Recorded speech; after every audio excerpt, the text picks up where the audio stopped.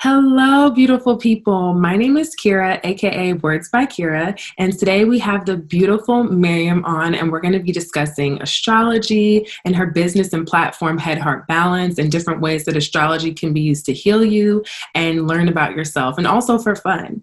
So if you're interested, please keep on watching. Also, I do videos about self-love, community, and art, so please subscribe and the link below so you can get more videos. So, Myriam, my beautiful Myriam, my sister, my friend, thank you so much for being on here today. I wanted to start off with asking you, what got you into astrology? Well, first of all, I want to say thank you for even having me here. I love you so much. I guess I've always been interested in astrology since I was very little, like 10 years old. I would say it was probably like the first time I tried to look up astrology, and I would go to the library because my parents would always take me and my siblings to the library. And at the time, the section was called New Age, Wiccan, and I remember being, growing up in a Christian household, I was just I just like astrology. That's where my interest started, and I would take notes. Take notes all about Gemini because I'm a Gemini and stuff, and I just was so fascinated by it, and I wanted to learn more. So as I got older, the interest got more, more intense and a little bit more deep, and then I was like, you know what?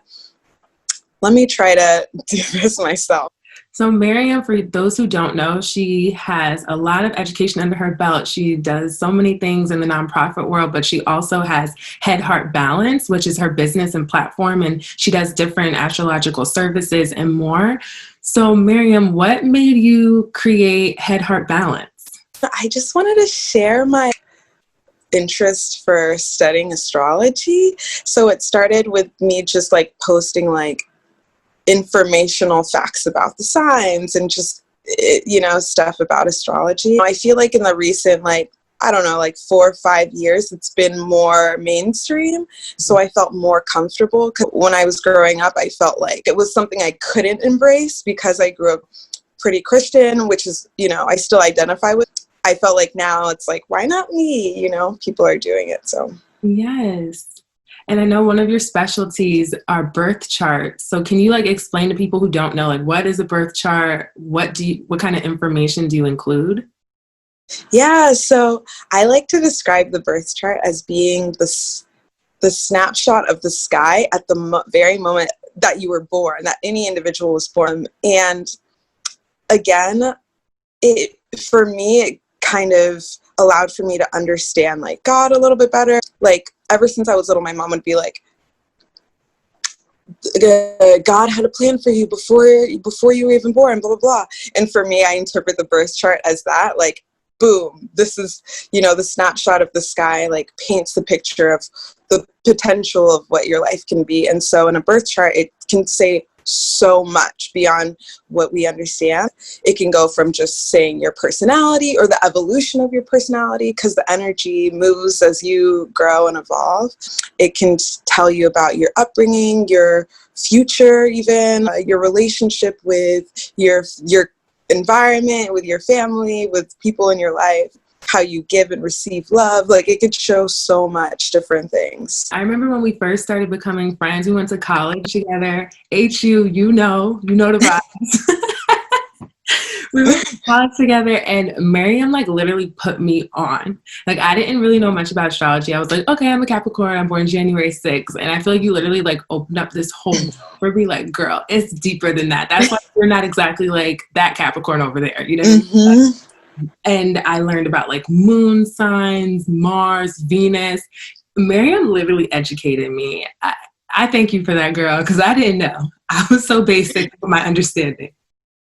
I mean, and I feel typically most people just know their sun sign, and now more so people are knowing their moon sign, their rising sign, but everyone has a sign for all of the planets that so sun, Mercury, moon, Venus, all the stuff. And so what that energy does, like it does something different depending on where it's sitting in your chart. So basically your birth chart is made up of houses, of planets, of signs, and aspects. So it tells this whole story. What other services or information do you like to do for different clients from like Head Heart Balance? So I do general readings, which is like a little bit of everything, you know, your love, career, like a little bit of everything. And then I have specific ones. If you want a compatibility reading, you know, there's that between you and somebody else or anyone else. There's your career reading if you want more guidance on like what you should be doing. And then I have like I'm also offering like if you just want to know one question and I can like figure out the answer based on your sign, I mean based on your natal chart. And then I also have what I call an Astro journal, which is a elaborate journal, but I love it so much because I feel like I put a lot of love into it. It's like 20 pages long based on your individual chart, and I describe what all the major patterns are in your chart, like who you are personality wise. And then I have a whole section based on what the major squares are in your chart. And so squares in astrology are like difficult aspects, like blockages basically, that like if you are preventing yourself from like moving into the next step of your life, it will describe that sort of. And I'll have questions that prompt you to kind of understand yourself better and like move through those blockages so that you can like support yourself better emotionally. That sounds amazing. I have to get that, Myriam. I have to get it. It's called Astro Journal? Yeah, I call it an Astro balancing journal. I love that. Yeah, over the years, like Myriam has done birth charts and different readings for me, and they've helped me so much. Honestly, I have to give her credit. Like, she was one of the main people encouraging me to even start my YouTube. And I think in my chart, you saw that I had something to do with career, like with media or with like my neighborhood and things, if I remember correctly. And I was like, wow, YouTube, media, neighborhood, community. And I'm like, I should try this. And Myriam's such an amazing friend. And she's like, yeah, girl, that sounds in line. Like, go for it. So it really helps. It helps to know the different aspects that might give you more support in certain avenues. That's what I love about astrology, like especially like looking at your chart or any chart. There's so much information that it could kind of sometimes feel overwhelming, but it's really useful, especially like if you're able to look at the big patterns, because like I don't think any one individual is just meant to do one thing per se, but maybe there's a heavy emphasis on one thing, right? Like for example, you can have, or someone could have an affinity to be a lawyer and a doctor. So when I was doing a client's chart, she had like career questions, and some of the major patterns that I saw in her chart were like doing something spiritual, doing something that helps children, doing some sort of like therapy related to maybe like trauma or addiction or growing up in traumatic households and stuff like that.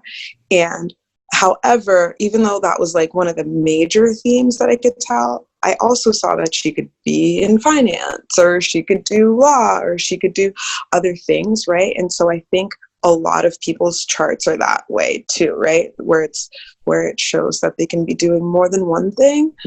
And so like I feel like it's really useful to use like to recognize what the patterns are showing, to see like, okay, if this shows up multiple times, then maybe they have more of an affinity to do this.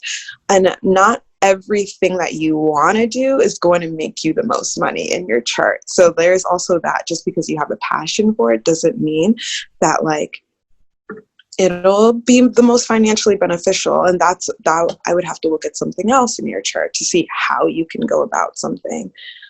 And then the same with love, and like just because we want something or go for something doesn't mean that's what we need.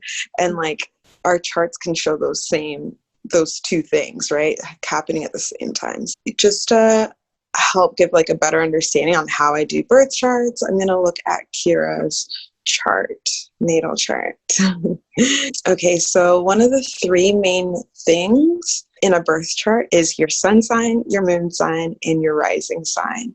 The sun sign is your essence. You know, a lot of people have, I think, love-hate with their sun sign because not everyone feels like they identify with it, right? But it is our essence, and we tend to grow into it. Like the older that we get, we find that we identify with that. Our moon sign, we identify with probably more strongly, especially when we're young, because we are kind of moving around our emotions, especially as kids and stuff. And so, and then lastly, I mean, not lastly, but like next would be your rising sign, which I describe the rising as your direction in life. Like, where are you going, you know? And it is also the personality that people see before they really know you. Like, they might guess what your rising sign is before they're able to guess what your sun or your moon sign is, because the moon is like probably the last thing people get to know, especially as we get older and stuff. So for Kira, when I look at her chart, so basically when you look at a birth chart, it's like the Western birth chart is in a circle. And so it's all divided in 12 houses, and the 12 houses are not necessarily even. It depends on what type of chart you're looking at. But so she has Capricorn in her first house, and her first house is big. It expands from Capricorn all the way to Aquarius. It ends at Aquarius. But so for a Capricorn rising, so Capricorn is like the father of the zodiac, right? It's like all about creating a legacy for themselves. It's all about business. It's all about discipline, status, sort of establishing themselves in the world. And it's about building, because Capricorn is an earth sign, right? Capricorn is able to kind of endure challenges no matter how long things take, no matter what obstacles they face, and they see things through. And along with many earth signs, but they're more so, unlike Virgo, who's more service oriented, like how can I be of service and like stuff.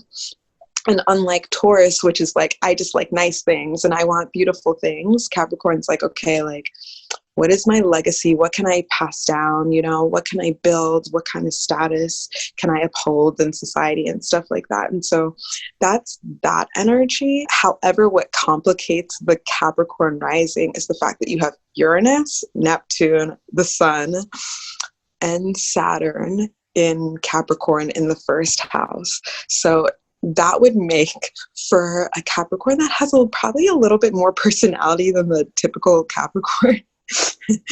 Uranus in general makes things a little bit like eccentric, where you kind of march to the beat of your own drum, where you're just like, okay, you're independent, you kind of are just like not a conformist, you know, that energy.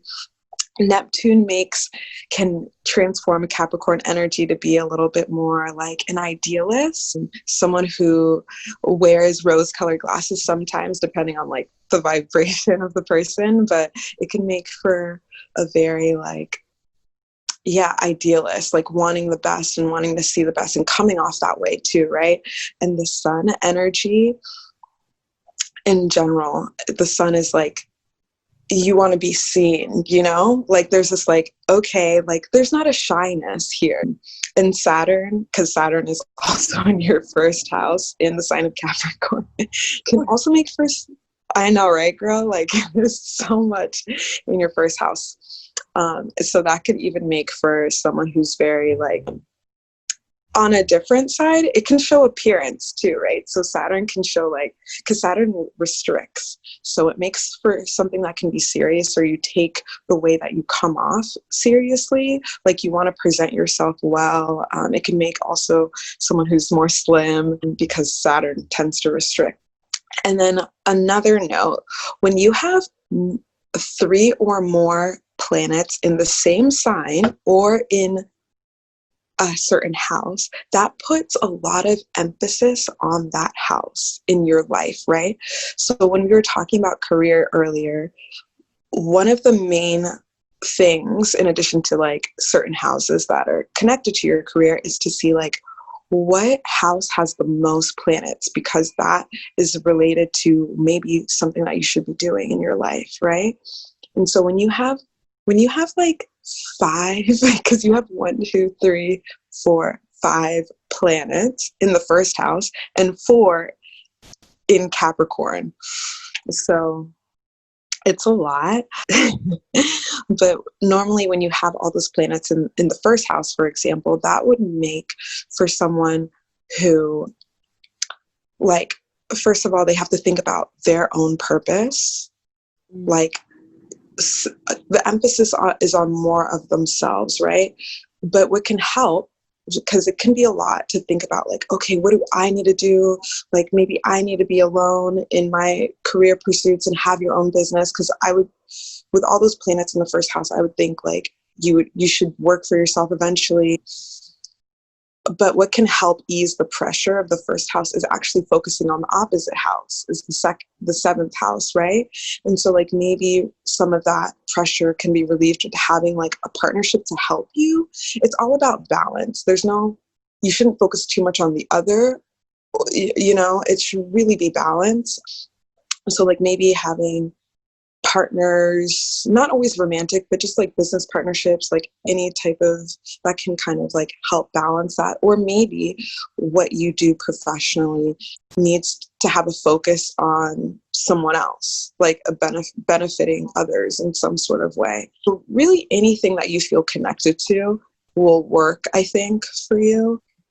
And then another element to understanding like what you should be doing in this life outside of like where are the planets kind of congested is the 10th house, right? That is like a big deal, right? Like your midheaven and 10th house is all about career. And it's not necessarily directly correlated to money, but it's directly correlated to like your vocation, like where you will be seen the most. And your 10th house actually starts in the sign of Libra, but the majority of your 10th house is in the sign of Scorpio. So I would interpret it with those 2 signs in mind. So like Libra, when I think about Libra, I think about maybe a romantic partner can help you, like because having Venus in the first house can give like beauty, love, self-love, any sort of dimension of love, right? Which could speak to you having a career that's focused on love, marriage counseling, or working with a romantic partner, or talking and writing about those sorts of things. It's some sort of partnership is involved, and maybe even beauty industry can also be something that you do. But I would say Taurus is more about like the vanity of beauty, but Libra gives me like pleasure, like more so like the partnership of people, like working with people and like bringing love to people and stuff like that, and less on the material, but more so about the experience. But then I would also use Scorpio to help interpret your 10th house too, because Scorpio is actually the majority of your 10th house.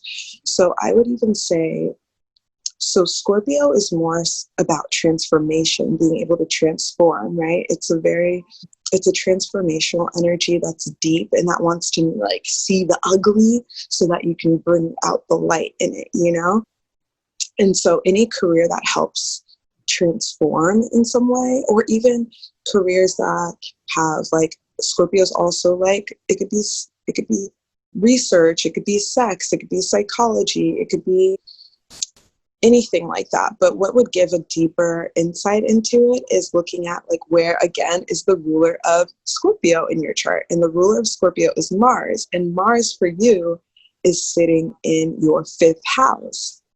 So the 5th house is all about creativity, all about your inner child, all about actual children. It's about creativity and all of that stuff. And so that would be, to me, I can interpret that as like transforming the lives of children, working with children, but like maybe transforming their understanding of self, like bringing us a deeper understanding of what that means. It can even mean like maybe after you even have children, you are able to transform maybe like what you do in your career, something like that. I hope that makes sense. Oh, honestly, Myriam, you're explaining it so well. And at the end of the day, this is for professionals. This is for people who are taking the time to really learn and educate themselves too. You know, thank you so much for sharing like how you do this. But if y'all, you know, if you understand wonderful, if you don't, it's okay. This is why Myriam has at our balance. She can pick you up and she can explain in these terms directly for you, you know, so don't feel discouraged if you're like, I don't know if I understand. It's okay. This is a lot of information. It's so much information. And I mean, you don't have to like go into so much detail like this today or anything, but I just wanted to like kind of show like a little bit of what I understand, you know, and there's just so many pieces to everything. But through the years, I can tell you learn so much more, and you're able to figure out so many different hidden fortunate things in charts and all sorts of things. I know, like, you and I, since we're close friends, you told me about how recently you've been diving more into like ancestral healing and you've had some experiences pursuing that. Can you tell the people who are watching a little bit about what ancestral healing is in your experience? Yes. Okay, so for the last, maybe since June, I'm like, it's only been a month, but I feel like August is like right around the corner. But since like maybe early June, I've been working actually with a practitioner to help me heal some of my ancestral trauma. And so ancestral healing, which would be like any traumas or negative patterns, or any patterns really, that you notice in your family line. Right? It kind of, you ask your ancestors to help you heal those, right? And it's kind of hard to explain. So like we each have 4 lineages. Well, we have probably many, but like there's a main 4, right? Like you have your mother's father's line, your mother's mom's line, your father's father's line, and your father's mom's line, right? So there's 4 lines that I'm working with, and 4 weeks for each line. So it's 16 weeks. And so what it started for me was like, it's like a deep meditation where you kind of evaluate the health of each lineages, and you work with the healthiest one. So it tends to be like, for example, the first line that I worked on was my mom's father's line. Like, so my grandfather and like his and so on and so forth.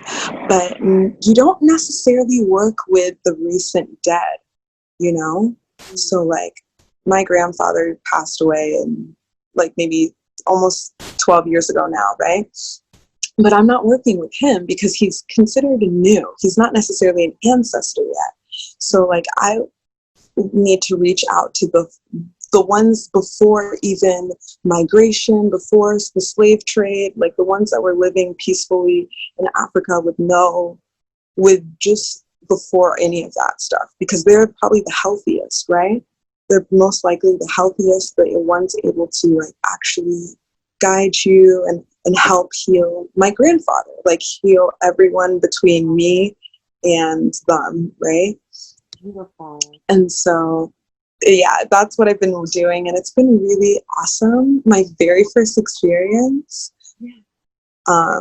was getting to speak to, or getting a message from my great grandfather, who isn't necessarily like OD ancestor, but that was amazing because I never met him while he was living.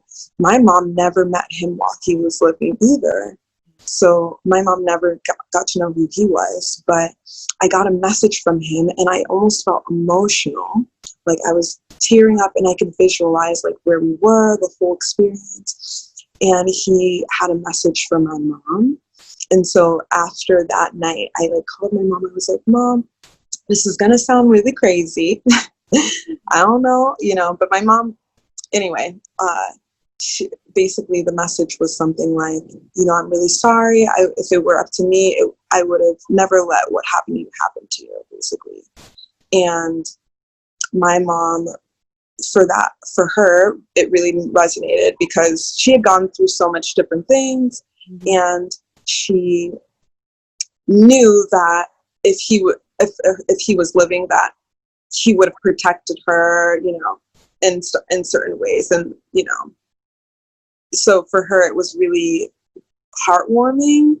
And literally ever since then, she's been like talking to me about ancestry, and she's just like, my mom is like, we're African, we call on our ancestors. She made a whole altar in our backyard to acknowledge like all the recent dead, like my grandfather, her mother, my grandmother, her different people, and it's just like connected us so much. So I love it. Sounds so beautiful and amazing, and I just hearing you talk about it, like it's literally giving me tingles just hearing how amazing that is. So for people who are interested in ancestral healing, like where do you suggest they start? I would start maybe doing some like Google research a little bit, because that's what I did. Also like ancestry meditations for free on YouTube, and just like knowing what your family was like before the influence of colonization, before influence, and like, and if you have, even if you're adopted, even if you don't have a smooth understanding of what your background is, your ancestors know who you are, and all you need to do is like ask and they will answer. You know what I mean? Like you are connected deeper than blood, so like if you want a better understanding, just know that you have that information, and you just need to like, meditation could work for some people, prayer, and just like allowing yourself to do that research and look at the signs. Thank you so much for sharing that. You're really inspiring me to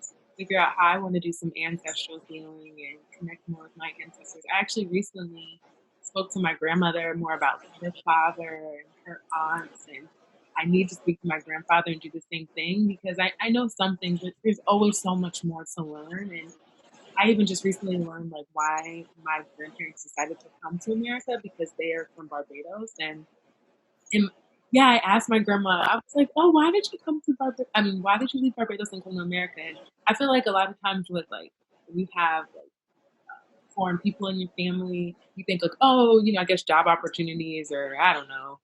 And it was totally not that. Like my grandmother decided to come to Barbados because her sister, she actually recently lost her husband and she had a newborn baby coming and she had a baby. So my grandmother was like, I need to be in America with my sister. I need help.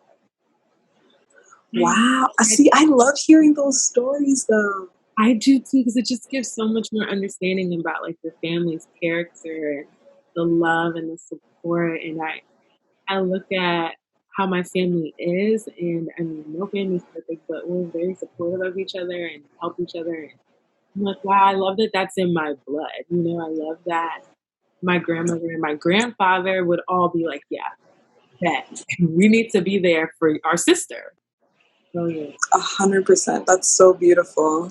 Thank you. That's so beautiful. And even in astrology, you can see patterns too. That's something I'm learning as well. Like learning like so as you know, girl, I realized my birth time was different, which was traumatizing, but it's okay. But it also helped me realize like there are patterns of signs in my family. Like some pattern, like you see a lot of Cancers in my family, a lot of Geminis, a lot of certain signs that keep repeating. So just like other little things. You know what's crazy? I've noticed that a little bit too in my family, like Capricorn and Cancer, but a lot of Capricorns, period. I have so many my dad, my grandma, my nephew, I think somebody else too. Like it's a lot of Capricorn energy, and even with my nephews, one is a Capricorn, one's a Cancer, and me and my sister, I'm a Capricorn, she's a Cancer. So I'm like, that's so interesting. Like it's like And, for people who don't know, those are opposite signs. So I'm like, dang, we're really trying to balance out. And something else interesting, a pattern in my family, I think I told you this before, Myriam, but it's like if you're the oldest in my family, you have all your children are one gender, the opposite gender of you. So my great grandfather, he had all girls and he's the oldest. My grandmother had all boys and she's the oldest. My dad is the oldest, had all daughters. My sister is the oldest, had all sons. If my nephew, when he's ready, when he's grown, don't rush it, baby. Don't do that in case he's watching. When he's a grown man, settle down, ready. If he has all girls, girl up. I know. I'm like, dang, we're meant to just have all one gender sometimes in generations. It's so crazy. Isn't that really wild? It is. And that's what I'm saying. Like, just, obviously we focus a lot, reasonably so, on like the traumatic patterns that aren't serving. But then there are like low-key like blessings that keep coming up too, like, and then I don't know. I just find it so fascinating. And I'm not there yet, but in astrology, I kind of want to learn karmic patterns and families and stuff like that. So I definitely see that being your next yes, I wanted to. Just hearing you talking about your ancestral healing and how you're noticing patterns and you're connecting more with your ancestor, girl, I could totally see you diving into that. And I'm going to be right there with you. I have my credit card ready because I want to know about my pattern. Myriam, thank you so much for doing this, providing us with all this information on astrology, ancestral healing, and just being the bomb woman that you are. My sister, I love you. Thank you so much, girl. Oh, thank you, Kira. Thanks so much for having me. I love you so much. Like, this is amazing. There was no one I would rather do it with right now. So that makes me feel so good. And thank you guys so much for watching. I hope you learn more about astrology and birth charts. All Myriam's information for Head Heart Balance is going to be in the description box. And I really hope that you gain something from this. Dive into astrology. It's so much fun. You learn a lot. Ancestral healing. Comment below if you're into that, because I'm thinking maybe I could do like a special video where I'm trying to do ancestral healing. Myriam, I know you can help me with my research things. So comment below if you're interested in a video like that. Thank you guys. Have a beautiful day. Bye.